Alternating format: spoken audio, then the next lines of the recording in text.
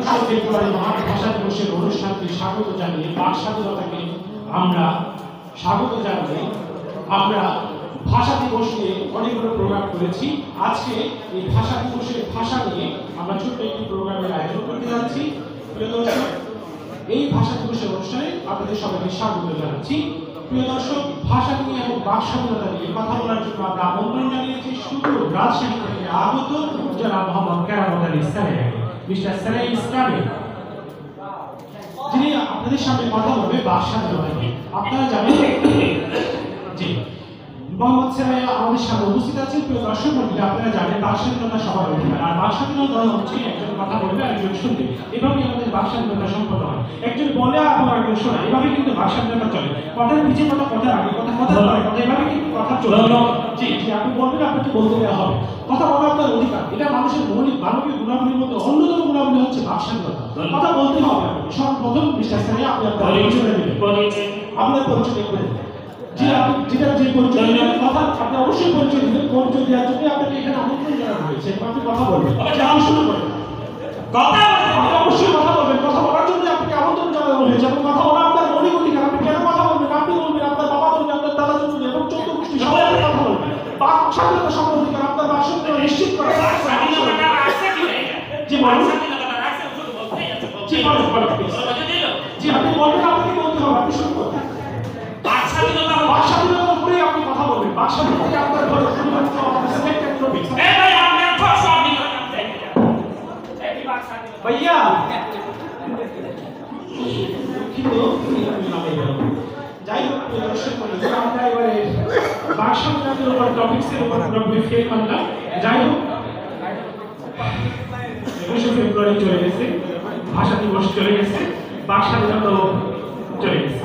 যাই হোক, এখন আমাদের স্বাধীনতার মাস্টারের স্বাধীনতা নিয়ে আমাদেরকে সামনে এগোতে হবে, আমাদেরকে বিভিন্ন সামনে এগিয়ে যেতে হবে। তাই আমরা এবারে আবৃত্তি সন্ধ্যার আমন্ত্রণ জানাচ্ছি। আমি একটি আবৃত্তি সন্ধ্যার আয়োজন করেছি, যে আবৃত্তি সন্ধ্যায় অংশগ্রহণ করবে বাংলাদেশের সারা জায়গায় বিভিন্ন প্রান্ত থেকে আগত বাংলাদেশের নাম করা আবৃত্তিকাররা। আবৃত্তিকারদের সকলকে আসার জন্য বিশেষভাবে অনুরোধ করছি। জি ভাইয়া আসুন।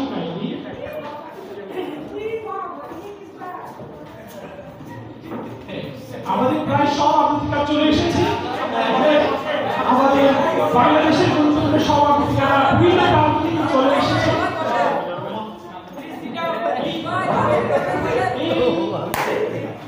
কি হচ্ছে এটা কি আবার? আচ্ছা যাই হোক, হ্যাঁ প্রিয় সম্মানিত দেশবাসী, যাই হোক চলে এসেছে আর কি, যেভাবে হোক চলে এসেছে। হ্যাঁ, আমরা এখন আবৃত্তি সন্ধ্যা শুরু করতে যাচ্ছি। এই স্বাধীনতার মাসে আমরা এই আবৃত্তি সন্ধ্যায় বাংলাদেশের বিভিন্ন প্রান্ত থেকে যে আবৃত্তিকারদের আমরা আমন্ত্রণ জানিয়েছি, সর্বপ্রথম আবৃত্তি করার জন্য অনুরোধ করছি বিশিষ্ট আবৃত্তিকার জনাব মোহাম্মদ ঠেলা মাসুদ। জি ঠেলা মাসুদ।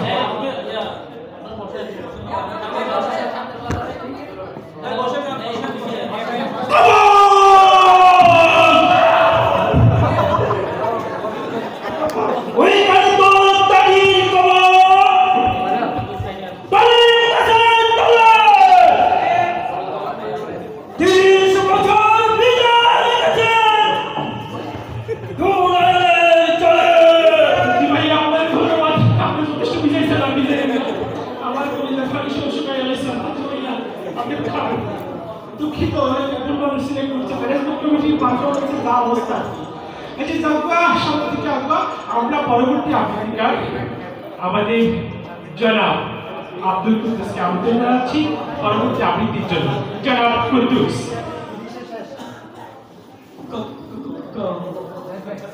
আবার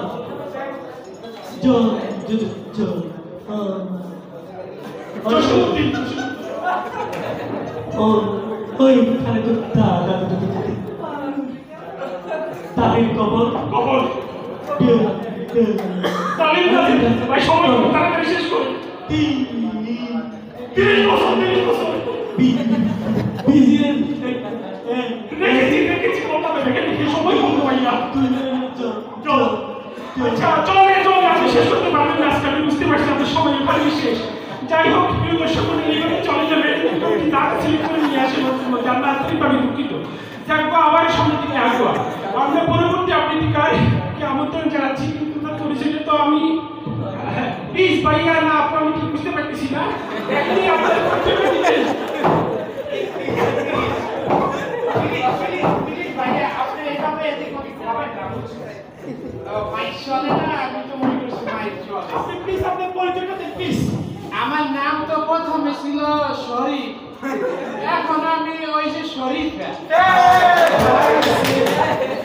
মানে আপনি দেখতে শুনতে পুরো দস্তুর মতো একটা আবাল পুরুষ। আচ্ছা পুরুষ। কিন্তু আমি ভিতরে আমি এই শরীরে ফিল করতে আছি। ভাইয়া বলেন তো দেখি ভাইয়া ভাইয়া ভাইয়া আপনি একটু আবৃত্তি শুরু করেন। আপনি শরীফ না শরীফ আমার জানবা, আপনি একটু আবৃত্তি একটু করে ফেলেন আপনি। আবৃত্তি করবো, সমস্যা নাই। কি জানি কবিতা আজকে খবর খবর করে ফেলেছে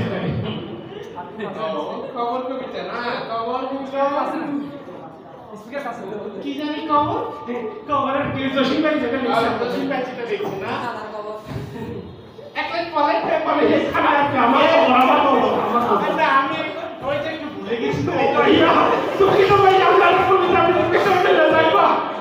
তো আপনি আমি বিজি বুঝতে পেলাম ভাই আমি জানবা। ওইখানে তোর দাদির কবর, আচ্ছা ডালিম গাছের তলে। তারপরে 30 বছর ভাইয়া 30 বছর নিজে রেখেছি দুই নয়নের জল। ভাইয়া ছেলে ভাইয়া জন্ম হচ্ছে ভাইয়া আমরা চলে আই একা হয়ে গেছি জানতো।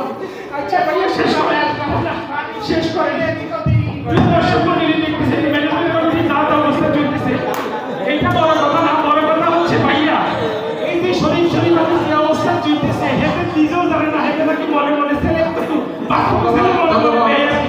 এই সংস্কৃতি দুনিয়ার সামনের দিকে আগায় যায়, আপনাদেরকে ঠিক করতে হবে দেশটা আসলে কোন দিকে যাইবে। ঠিক আছে জি ভাইয়া, ধন্যবাদ। আসসালামু আলাইকুম।